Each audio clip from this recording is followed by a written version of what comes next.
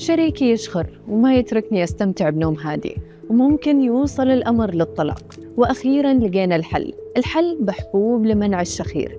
ابتكار دواء من شركة أبناميد يقلل الشخير بنسبة 56%. توصلت دراسة سريرية جديدة إلى مزيج دوائي يعرف ب AD109 ممكن يحدث ثورة بعلاج الشخير وانقطاع التنفس أثناء النوم.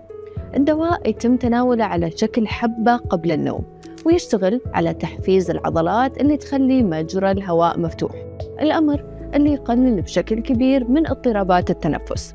وبتجربة شملت 646 شخص انخفضت حالات انقطاع النفس بنسبة 56% مقارنة بدواء وهمي آخر تم إعطائه للمشاركين. الباحثون وصفوا النتائج بالقوية والمبشرة، فيما تخطط شركة أبناميد للتقدم بطلب اعتماد رسمي للدواء بحلول 2026 بعد انتهاء تجربة ثانية هذا الصيف.